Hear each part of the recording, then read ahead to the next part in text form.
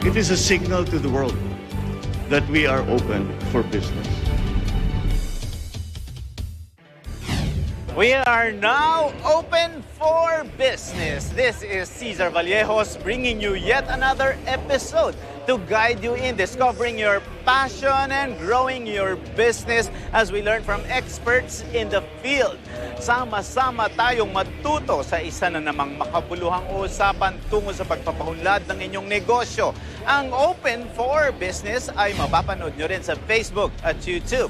Siguraduhin mag-like at mag-subscribe sa aming social media page at Net25 TV.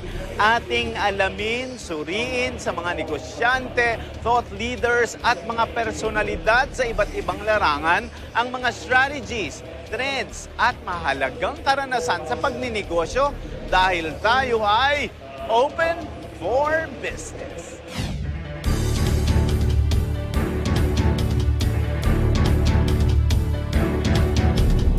It is inevitable that we adapt to the latest technology in order to be ahead of the game. One such technology is blockchain and how it is creating waves in the digital space as the go-to decentralized ledger of data. Sounds intimidating. Then let us learn together from the experts we spoke with at the first Global Blockchain Summit in Bataan. Good food, good times, good news. Balik kusina na naman ang inyong paboritong cooking show. Katakam-takam na recipes, masarap na kwentuhan, at walang sawang tawanan. Kasama ng ating espesyal na celebrity guests, natiyak na magdadala ng kasiyahan, kasama ang aking pinsan na si Sandy Daza. Kain na! Dito lamang sa Lutong Daza sa Net25.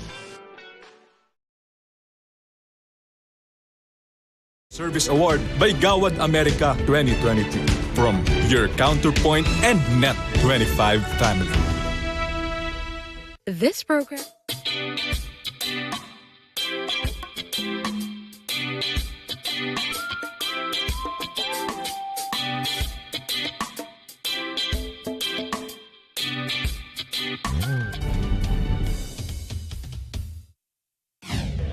Blockchain, NFTs or non-fungible tokens, cryptocurrency, World Wide Web 3.0 or Web 3 are just some of the digital lingo that is making quite a lot of noise.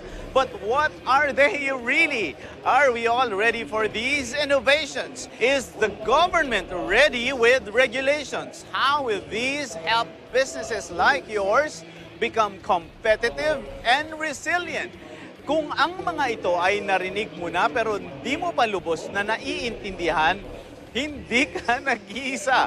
These technologies decentralize the information system on the internet, meaning not a few tech giants control it. Sa simpleng halimbawa, kung dati sa isang bodega lang nakaimbak ang lahat ng makina mo at nawala ng kuryente, di ka na makakapagtrabaho. Pero kung ang makina mo ay nakalagay sa iba't ibang lugar, hindi mahihinto ang iyong trabaho dahil hindi lang sa iisang lugar nakalagak ang gamit na ito.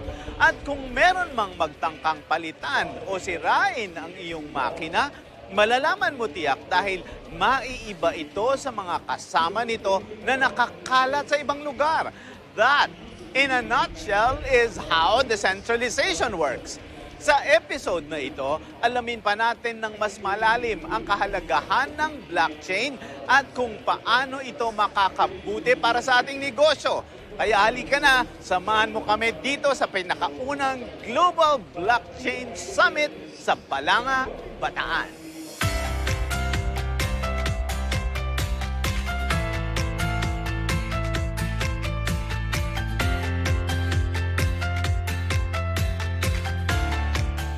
Brian, it's quite interesting that we are here in Bataan and we're talking about the latest developments in digitalization, ICT. All of a sudden, we realized that we're not in Manila, but we're in Bataan, and we were surprised with the development and how this area is providing that opportunity and platform for blockchain. How ready is Bataan in embracing these latest technologies?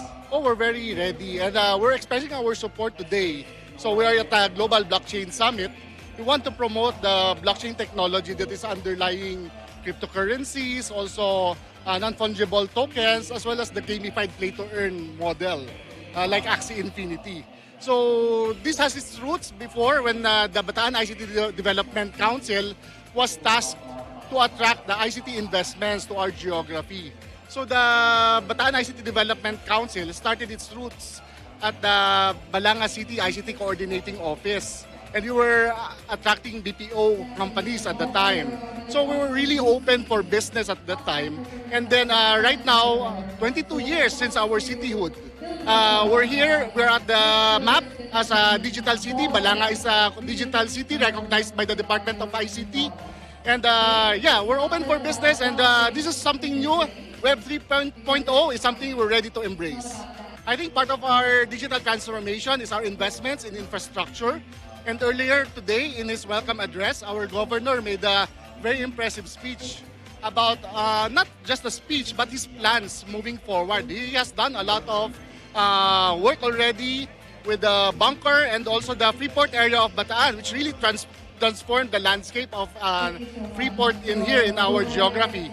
Particularly, there's a new law that extends the Freeport. So there are plenty of options for locators to choose from. Where we're standing now, right now in the Balanga City, Capitol Colonnade, this is a Freeport already due to the FAB extension law. So we want to attract more investors to locate here in Balanga by providing them more options. Also, with our investment in infrastructure, we have the Bataan-Cavite Interlink Bridge. That's really the something that we've been dreaming about for years now, and it's really coming through. Yung ating Freeport area of Bataan, maraming mga incentives na fiscal na ino-offer sa ating mga negosyante at balak magpasok ng pera sa ating lalawigan. Pero naman, hindi lang iyon. Ang Bataan ay consistently naman po na naging most business na recognize ng Philippine Chamber of Commerce and Industry na most business-friendly province. At ang City of Balanga, ilang beses na rin nakatanggap ng ganitong pagkilala. So siguro yun po yung masasabi namin. Kailangan pumunta sila dito sa Bataan, maranasan nila talaga kung gaano kadali magnegosyo dito at kung gaano talaga lalago ang kanilang negosyo dito sa probinsya ng Bataan at sa lungsod ng Balanga sa tulong ng Freeport area of Bataan.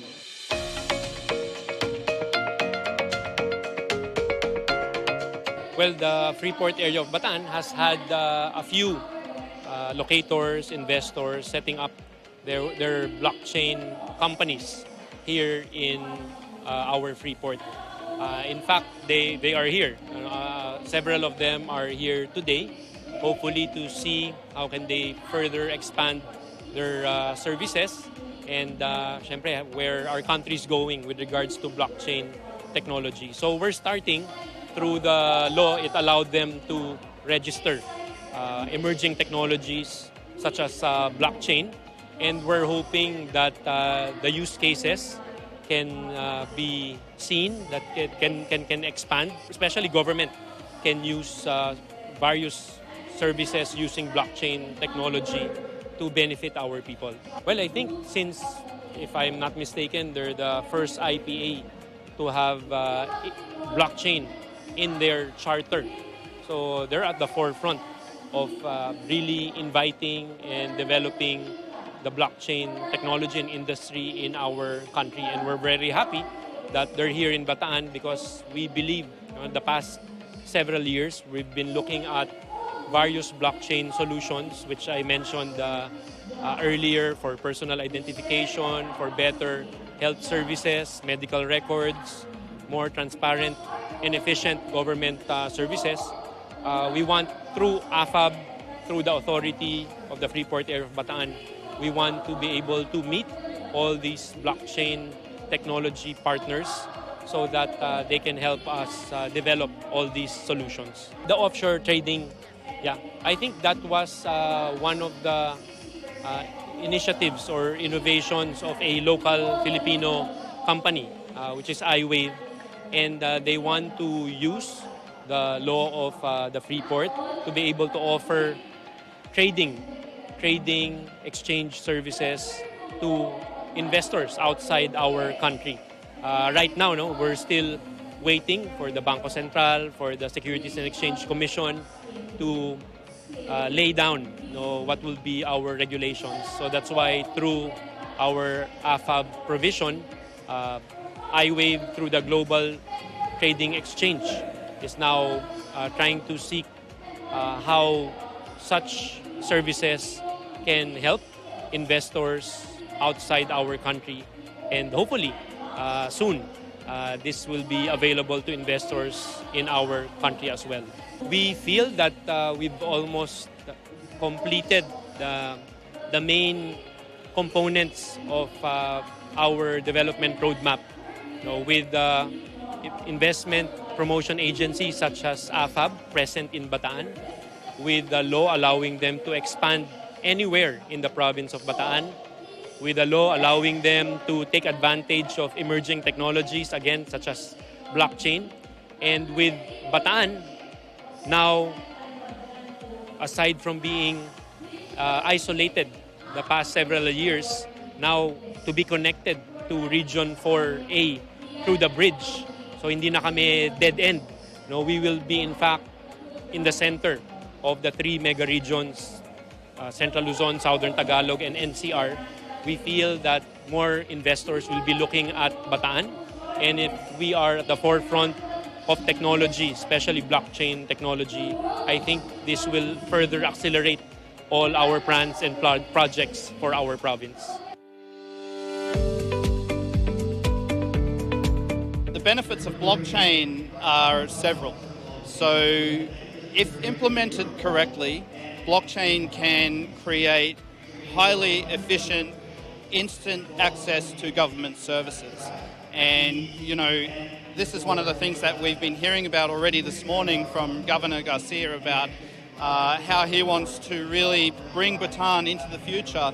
I think that especially in systems where there is a high reliance on the use of paper, blockchain is a technology that can really change how those systems work and make them much faster, much more efficient, and much more transparent.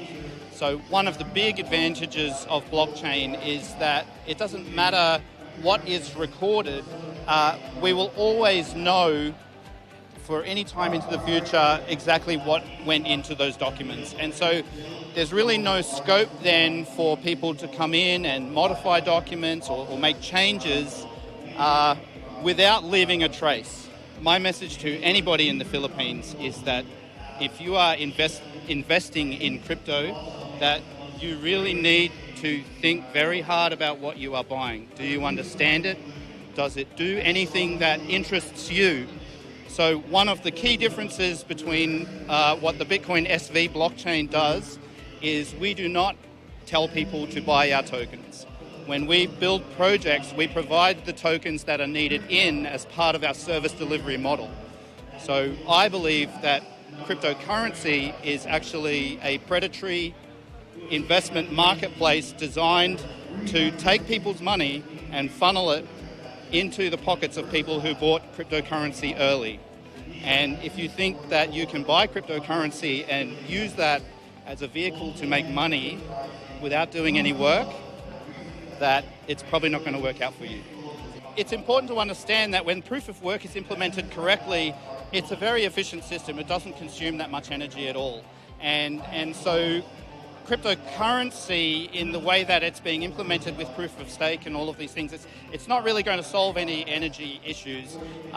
What we need for an energy crisis is more energy online and ways of selling that energy and managing that system. And that's something that can easily be achieved by using blockchain to create innovation in the energy marketplace, allowing wholesale energy sellers faster understanding of the market dynamics. You know, electricity supply is a very quickly operating system. It's always on.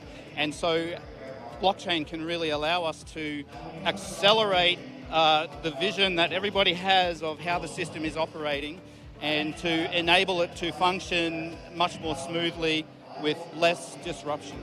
The best kind of explanation of what the benefits of blockchain are is that it allows you to do things in ways that you have never been able to do them before. So if you have a good or a service that you are creating and selling at a price point that you can't manage currently with the digital payment solutions that are available, certainly the BSV blockchain is capable of processing those payments at much cheaper costs, you know, and we're actually moving towards a situation where a lot of transactions will be processed for free, basically. And so depending on how you are collecting that money, whether it's by a legacy payment that generates a token in the system that then is used to book, bill the service, or if you're taking payment directly in a national digital central currency, the blockchain will be ready to handle any kind of demand. And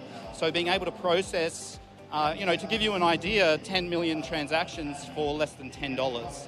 So if you have a service that you can charge 1 cent for, and which has a potential to reach a global marketplace, you can sell that 1 cent service in a way that's really cost effective and generate massive volume. Well, I actually had a chance to speak to Governor Garcia this morning, and what I asked him was to find for me the place in the government where the overhead of paperwork is generating the most friction and the biggest problem. And he outlined at least one option where we can go and look at that. And so, what I would be hoping to do is to work with the government of Bataan and the people who are running those programs to really fit blockchain in there. So what we're not here to do is change everything. We're here to support the system and to make it work better. You know, blockchain or Bitcoin was never created to destroy central banks or to crash the government or some of this narrative that we see out there on the internet. It's here as a tool of efficiency and traceability, and it will allow everybody to see what's happening, what information is being collected, and how the decisions that impact the daily lives of Filipinos are being made.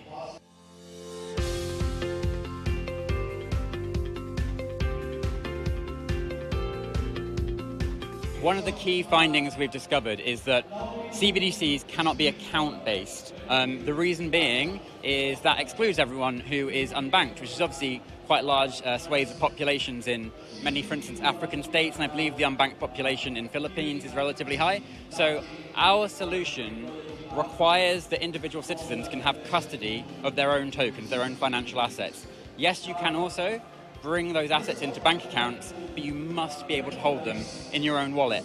And as one of the key points of failure we think we've observed is this requirement on bank accounts, we think we'll avoid it by ensuring that individuals can hold custody of their own tokens.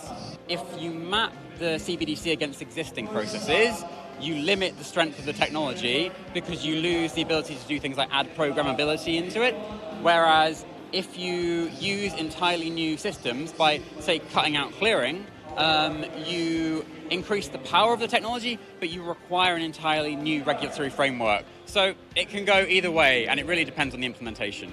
Our perspective is obviously that fintechs and banks still exist in a world where CBDC is adopted, but CBDC can also offer a way of exchanging value to citizens which does not have a transaction fee. Now, of course, in reality, there will be costs of running a system, as there are costs of running all electronic systems. But we view sort of smaller value transactions, the types that individual citizens might make, they would actually be covered in the central banking system itself. So you would have private capabilities that would still have higher transaction fees, but would offer you the unique strengths of the private sector. You also have these core public capabilities, and we would like to see those be without transaction fee for the individual citizen. If you, for instance, were to remove banks from their key position in the finance sector, that on paper could be a great, removal of a third party. But then you actually sacrifice really important services that the banks provide. The banks obviously provide credit, if the banks aren't there in the middle of the kind of flow of accounts and investments, how will they generate the revenue that they generate in order to be able to offer credit to people? So we do not want to see a big decline in those services because we think it would compromise other things in the economy. So this is an interesting thing, and our perspective is maybe a bit different to a lot of people who will talk about blockchain and crypto, but as the Swiss Project Helvetia work showed, you basically need a distributed ledger technology to reliably implement CBDC. Or rather, I should correct myself. They concluded that DLTs are one of the stronger ways. They didn't firmly say it was the best way. Our belief is blockchain is the best distributed ledger technology. Blockchain has not been hacked in the kind of true implementation that it was originally conceived of in the white paper. So we see blockchain as enabling CBDC and enabling you to have this vast volume of transactions occurring between financial institutions and citizens without the risks of double spend occurring, without the risks of fraud. And so we see it as foundational to CBDC, but we see CBDC as a service built upon that distributed ledger technology, the most secure distributed ledger technology, blockchain and Bitcoin.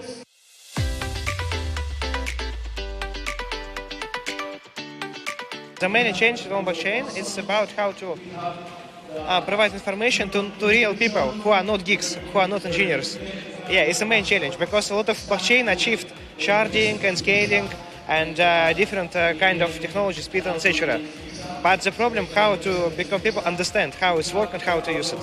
I think it's the main challenge now.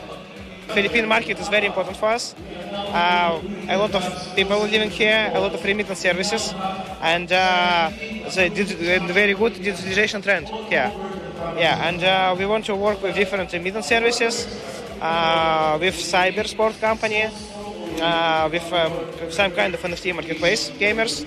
Yeah, and we want to provide our technology because it's one of the best in the world now. We are bringing the cutting-edge ATM technology, so even unbankable people can have access to the cash, to their wallets without any banking cards, Visa, MasterCard, etc. So you can use your financial freedom besides banks, using the cutting-edge Everscale technology as well, because it's the fastest blockchain in the world.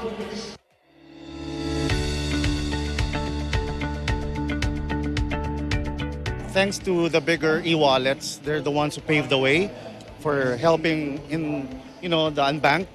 SurgePay, which is a product of the A5, is now venturing also into the e-wallet business. But we're more hybrid because we're also pivoting towards the blockchain. Utilizing blockchain for cost effectivity, transparency, and maybe lowering the cost of remittance. Because, we've been in the industry of remittance for 16 years. Serving millions of Filipinos and processing more than hundreds of millions annually. So we wanted to utilize blockchain for us to be able to go to that next level, so to speak.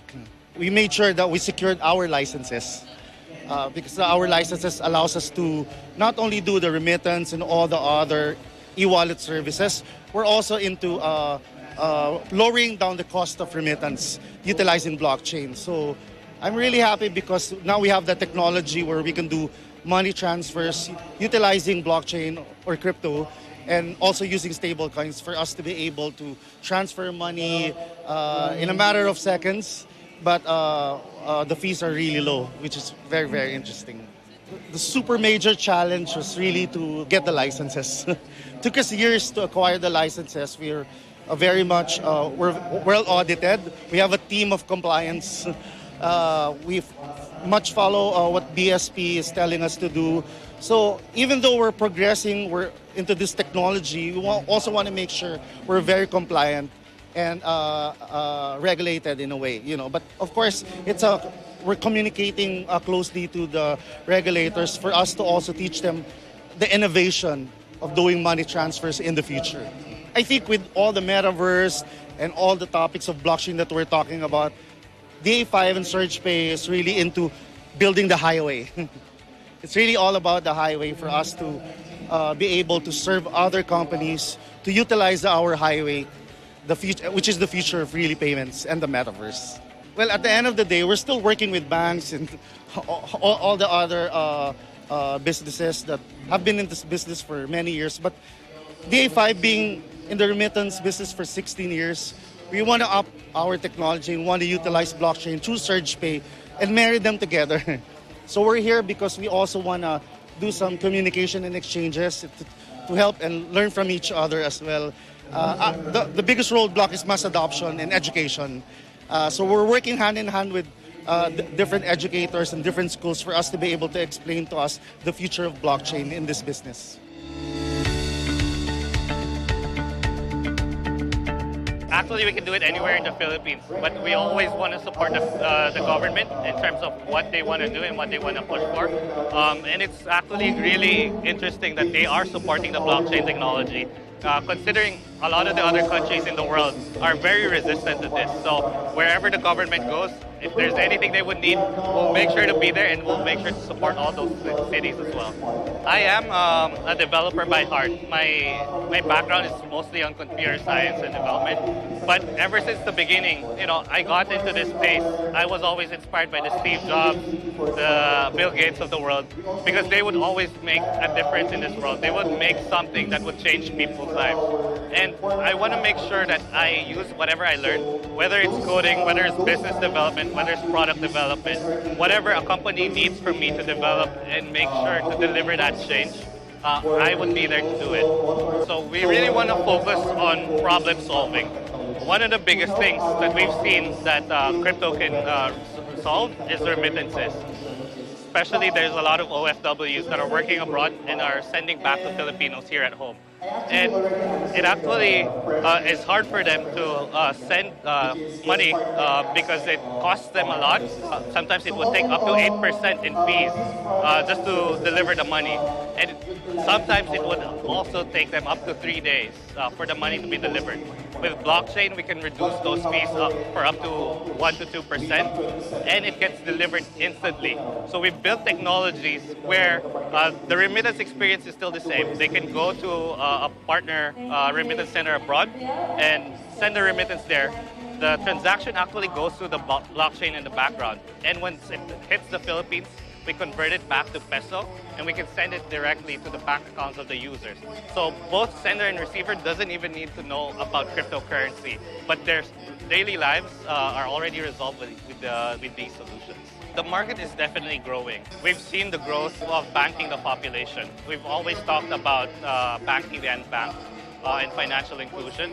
But now, since financial inclusion is already growing because of the help of all these e-wallets and technologies that have emerged over the years, we now want to take that a step further and promote financial empowerment. With the use of digital currencies, the possibilities are endless. It's the responsibility of entrepreneurs and builders in this space to create better products. Right now, we're promoting the platform and the technology of what it can do. So right now, we're basically promoting the internet and the smartphones. But what drives adoptions are the Facebooks, the Ubers, the Airbnbs. So we need to build more applications that are seamless to use, and that solves like day-to-day problems of everyday Filipinos. E-commerce business in the Philippines is very booming, di ba? So napakalaking bagay na meron silang scalable system like Odoo as an ERP para ma-manage ang mga inventory, CRM, and then logistics, HRM, HRIS, and then accounting. In AeroJade, we focus on the AI, and then at the same time, with the use of our web service provider on Amazon, we are readily and scalable. And then with Odoo as our partner for ERP, which are available in mobile and web. And then also, we can also customize it with the help of Airo. We can customize the Odoo modules to tailor fit our clients. Our ERP could connect with the leading payment solutions locally, and then we can also connect with other system. Kaya napakadali niyang i-manage or napakaganda niyang gamitan as a solution kasi scalable siya and easily can connect with other application, even those applications that have or supported by blockchain.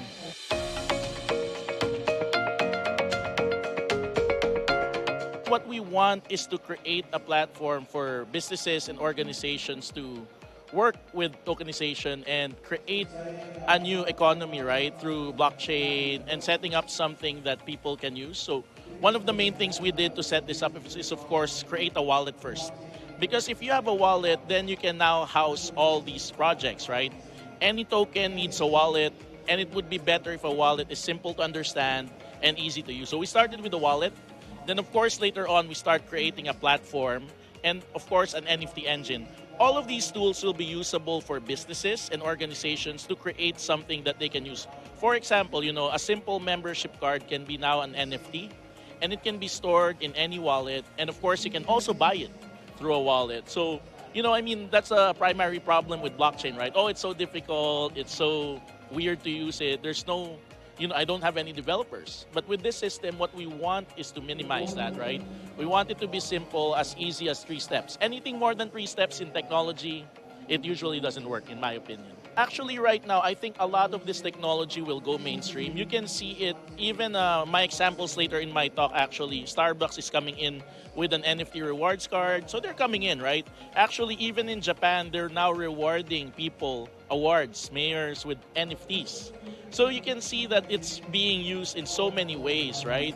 So that's the main thing. And also, tokenization does not always mean just crypto. It can be tokenizing assets. Any other thing that requires data management can be tokens. And it will be much cheaper, much more transparent than traditional media that we have right now. So that's what we have now. In terms of decentralization, honestly, we're right in the middle. So we're working, as you can see, we work with regulation, and we also work with the decentralized side. You want to see how we can work together, because I think our belief is the world is not yet ready for Web3. It's too advanced. So we're positioning it, we're even calling our wallet a Web 2.5 wallet. So we want to help them bridge that gap, but we also want to give them security, because with our company, as you know, SurgePay works with DA5, 16 years in remittance, highly regulated. You can see that we take security seriously. So if you're a brand, right, you want to work with people that can actually say, hey, you know what, we've been around for quite some time and we work with regulation. So don't be afraid, 3 years later, 5 years later, we're going to be okay because we've done the regulation side first. One of the things happening now in the crypto industry, it's a bear market or a down market. So the people who are actually here are the ones who want to stay here long term. So they're not trying to stay here and just, make money, right? What they want is to build the technology, and that's what's happening now because people are now looking for ways to really create real use. Because it's a down market, only the projects that have real use will really thrive and survive. So people are really looking for ways to be these projects. So that's why it's a phenomenon. And actually, most of the projects that you see now in blockchain started during the bear market. So they went up when the bull market came, right? It's like concept of farming, right? If you plant the seeds, of course, later on you will sow it. It doesn't mean that, they just got lucky because the market went up. They were ready for it, and they've done the work. So those are the projects that survive. That's what we want. That's why if you see, when I talk about Netcoin, I always talk about utility. I don't talk about, we're going to do something too hypey. What we want is for people to use it, and we want simplicity that a lot of people and brands can get into the technology. Because I think if people get into the tech, they'll understand how powerful this technology is and how helpful it is, especially for the Philippines, because it's very cheap compared to centralized technology where, how much do you spend to develop tech? So that's why we want this for the Philippines.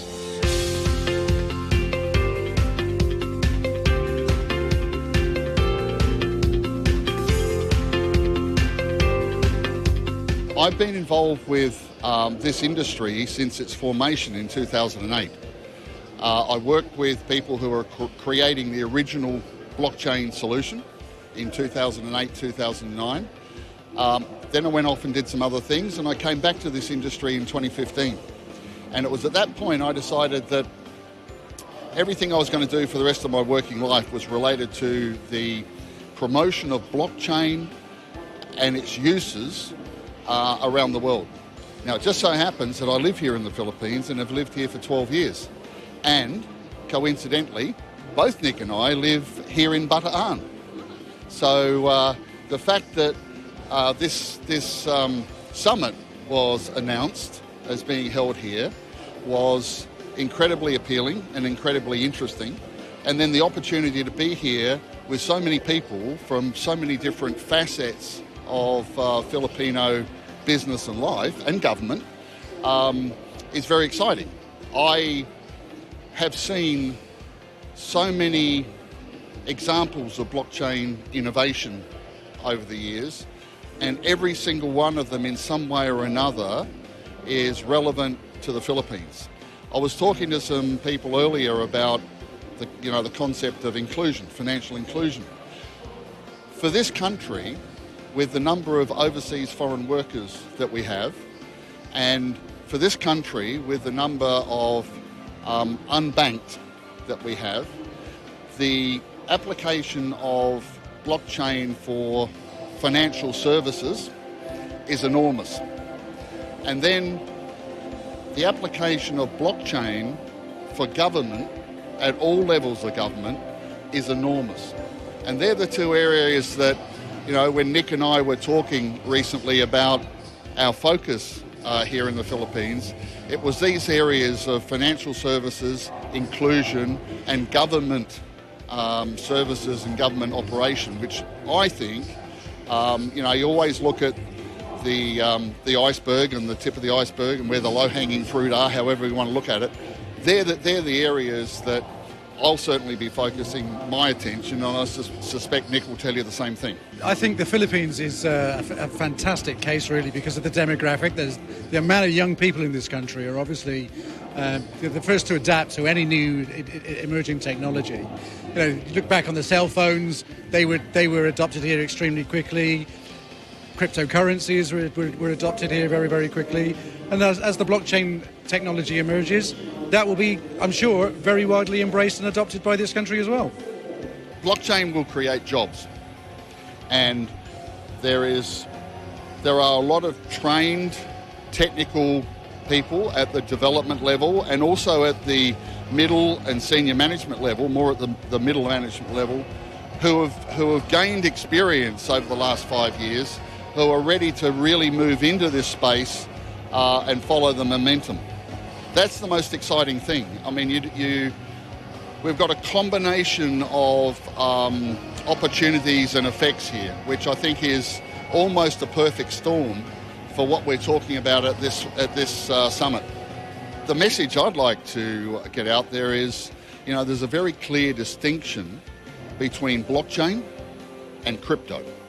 And blockchain is the technical foundation on which applications are built, and crypto is one of those very unique and very early applications that that's spun up internationally based on the available blockchain. So the risk, of course, in crypto is that a lot of those assets aren't backed by anything meaningful, and therefore it's high risk by investing or buying, quote, crypto.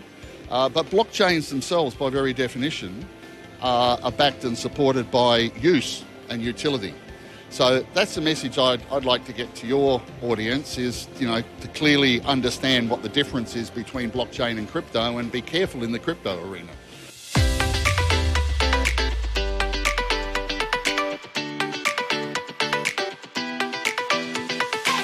We planned it in a very short period of time. Nagsimula because of the CEO Summit. Nakaupo lang kami, nag-uusap, and then from there, we realized all the secret ingredients network that we need, nandyan pala.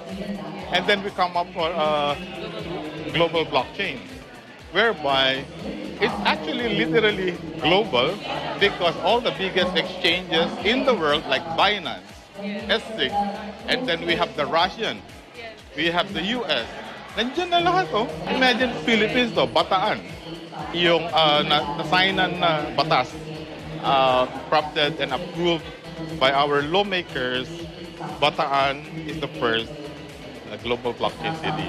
And of course, economic impact also. Most of big organizations for sitting here in Bataan is actually global brands, right? And we have port. Kaya yung accessibility from air, land, and port. And if you think about it, the presentation of our governor, yung interconnectivity between inter-islands, right? The bridges, right? And they are building a railway project. Actually, it's an access in a regional level from tourism, from industrial zones, and then public sector, private. So may social economic impact. Kaya it's the best area for now, global access, Bataan. In Metro Manila, of course, there's a lot of opportunities in Metro Manila, pero hindi siya madidecongest. Private sector, gusto nila, saan ba yung mabilis? Saan yung okay na access? Right? Saan ba yung mabibilis yung proseso namin, ma-accelerate yung growth namin? And then at the same time, tax exemptions and all that, and then job creation, then with tourism. Saan yung pinakamagandang beaches here? Ang dami. I think we are on the right track. And we are thankful also with the group of Sir Chris and this small team of organizers and highly connected on the government side, crafting the rules and regulation, including the program, nag-align. So hindi lang yung gumawa ka ng program, that's it. So may continuity. Probably by next year, the second Global Blockchain Summit will be, never know, maybe in Cebu, maybe in Davao, maybe in Baguio. And then sooner or later, once we have this in the Philippines, then we're open up in Southeast Asia. Kasi ang gateway, by right, pinakamalapit, Singapore. Right? And then to follow the ruling of ASEAN integration, then that's the best time to accelerate the growth of Philippines. Walang tulog yan for the past 3 days na. And then the past few weeks on how you pull all this private sector together, and then the government side, and then pulling all the education of the Blockchain 101, 500 plus students, right? And showcase them and give them the knowledge about the blockchain, really, really important. Because we are on the stage na, ready na. So ang una mag-a-adapt na, hindi tayo matatanda. Hindi pa naman ako matanda, pero I think the next generation, right? Yung mga students natin, kasi they are passionate enough. Ano ba ang future namin? Right? And then, paano ba maayos yung traditional way of thinking to much more globally inclined mindset whereby there's a job creation for everyone, right? And we're thankful to this government of Bataan for putting all this together and putting all these, secret ingredients, making the event successful. Ultimately, both of us, galing sa first world country, we had decades of experience in Singapore. Nakita namin yung impact and then the value that we can bring here in the Philippines. So, naisip ko, blockchain will be actually the future, right? Pero yung fundamental, kailangan may ayos. Bago ka naman dumating doon, at least educate, create awareness, and step-by-step model. Blockchain is only the vision or our target ng future. Pero sa simula, to be able to achieve the first world approach, you need to step-by-step process.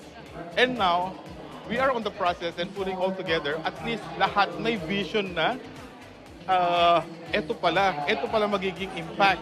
So we need to do it all together.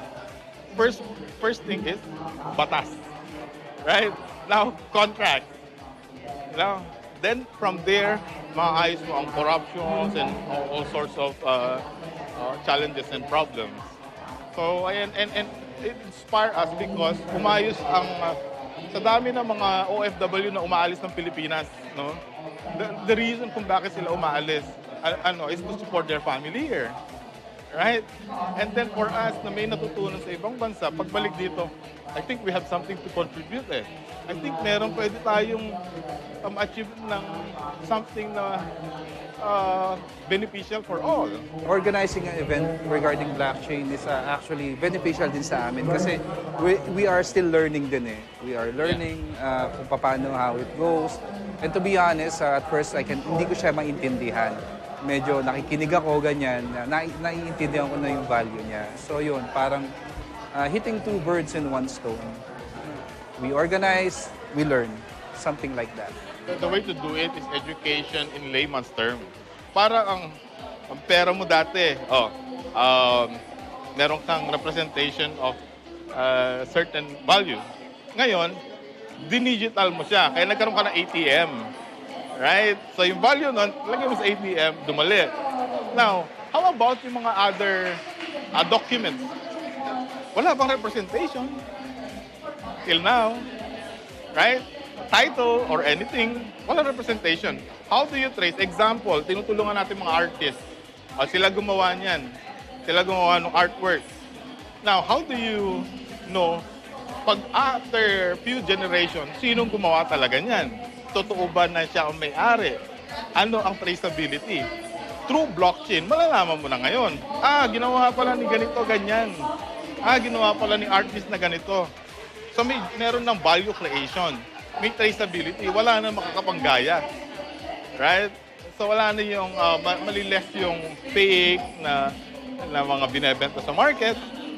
Okay, magkakaroon siya ng value creation kasi dumaan siya sa tamang proseso. Like yung mga artists sa Europe, kaya naman mataas ang value niya because they put it all together. May taxes yan, may kung ano-ano yan, na na-regulate na maayos. Now, the same process.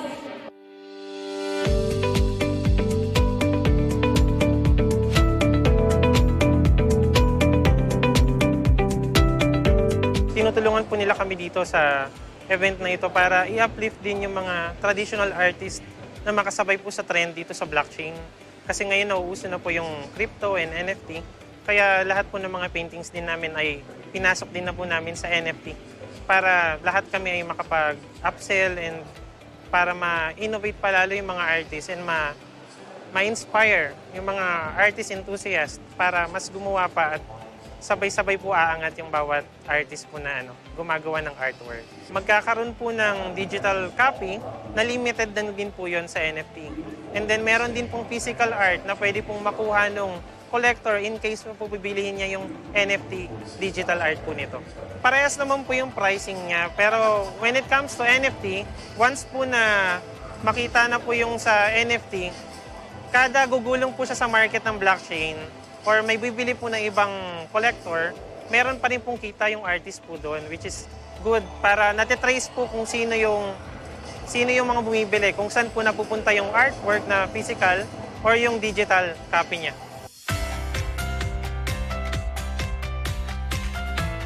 Ang tinitingnan ng mga investors or other countries, papalugo ko ba yung business ko doon? Safe ba ako doon? Secure ba ako doon? Mapagkakatiwalaan ko ba yung lugar? Diba? Maayos ba siya? And by putting all documents all together na secured, okay, then impact sa atin is job creation. Right? Because ultimately, they need to partner with locals because may batas tayo dyan. So ngayon, opportunities of growth is unlimited. Right? And we are on that direction. I think we are. Post-pandemic, maraming mangyayari pa. Imagine, pandemic pa to. Stage of pandemic. So post-pandemic, we are optimistic that other cities can replicate this process. Ilan ang island natin? Other countries, isa lang.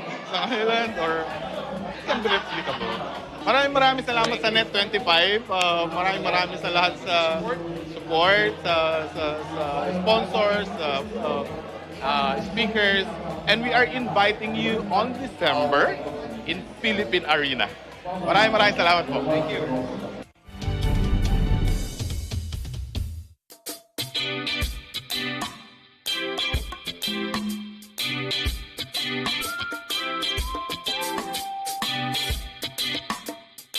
Handa na ba kayong kiligin? Hindi lang siya good looking. Adventurous pa. Irresistible. At kaibig-ibig. Kaka-inlove talaga, di ba? Parating na ang man of our dreams. Abangan dito lang sa Net25. Panalo tayo pag together, walang talo pag together, let's get together sa Net25. This portion is brought to you by Security Bank.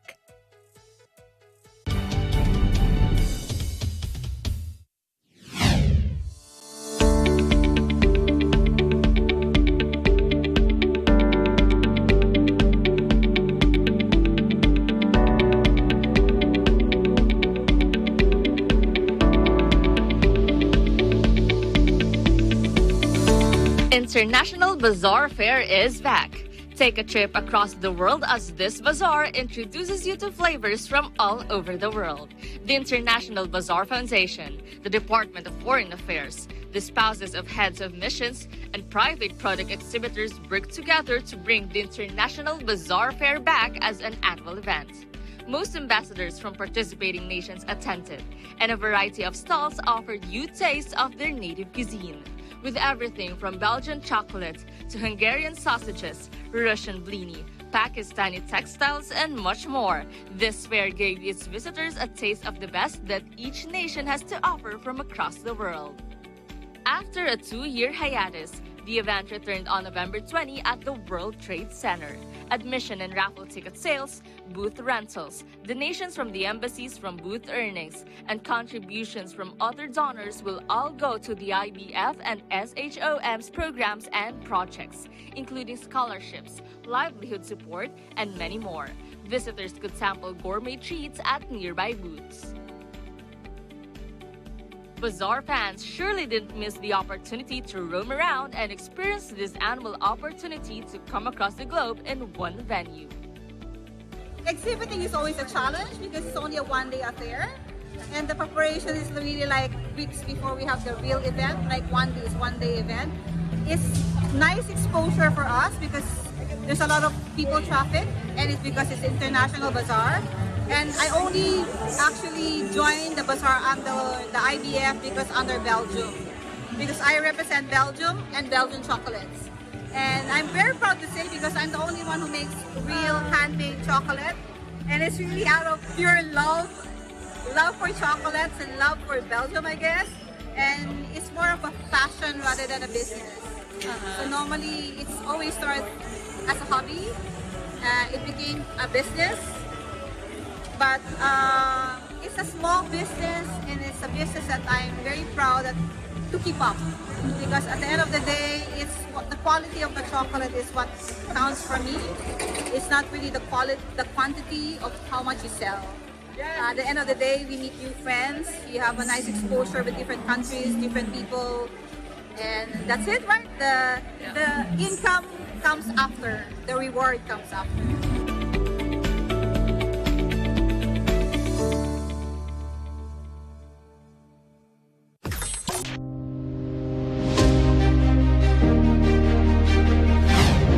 Open for Business is at the helm. What's up with Twitter? Is Elon Musk's October takeover of Twitter doing more harm than good? Elon's goal in buying Twitter is to bolster free speech. Well, he may be succeeding in that aspect, but what's happening right now is around 7,500 employees from San Francisco all the way to Singapore fear job cuts, with half of the staff expected to be impacted. Managers were reportedly forbidden from calling team meetings or communicating directly with staff. Company-wide days off have also been removed from calendars for the rest of the year. Several advertisers have paused their partnership with Twitter to reportedly put the pressure on Musk to turn the platform into a successful business. General Motors was the first major advertiser to suspend advertising following the takeover. The other companies include Volkswagen, Pfizer, Mondelez International, and General Mills, whose brands include Cheerios and Häagen-Dazs. This may be the reason why Musk plans to charge verified Twitter users $8 a month to keep the blue check in their usernames. Twitter earns from advertisements. Right now, activist organizations are on the move to encourage top advertisers like Apple and Coca-Cola to boycott the platform. More of these can be expected in the coming months. The question is, can Twitter stay profitable under Elon?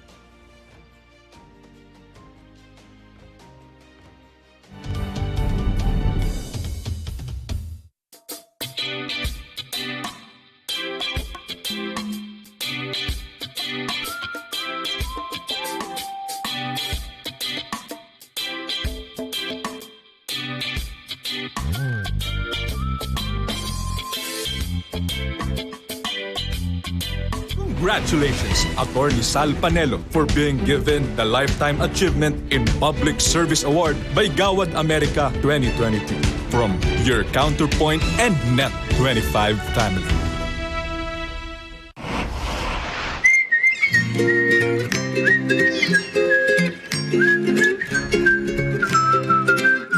Adorable, fascinating, playful, yet gorgeous.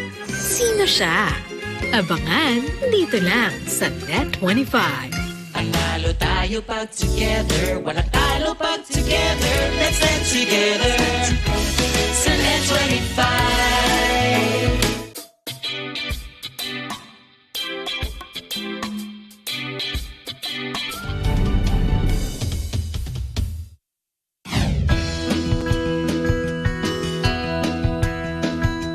Open for Business is back, and our buzzword of the week is DeFi. It means decentralized finance, or DeFi, an emerging financial technology based on secure distributed ledgers similar to those used by cryptocurrencies. The adoption of new technologies is comparable to looking at new ways of working. While change is often unwelcome by many, it is but right that we consider getting into blockchain, metaverse, NFTs, decentralized finance as an innovative way of changing our processes and see where it can boost our businesses. The key is in studying and understanding what is unknown. Take advantage of the benefits that new technologies are offering to streamline our own operations to become more efficient and secure.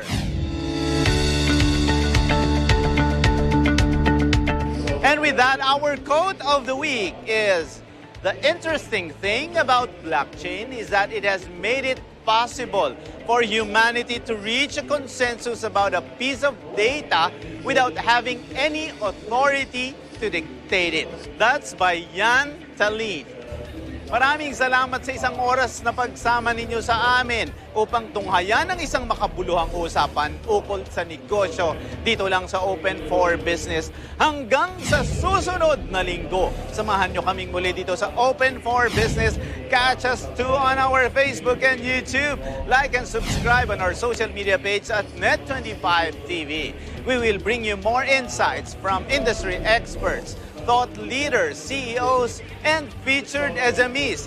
Together, let us help encourage business development in the Philippines. Sharpen your business acumen. Feel the pulse and set the trend for as long as you're informed and open for business. Ito po si Cesar Vallejos. Maraming salamat.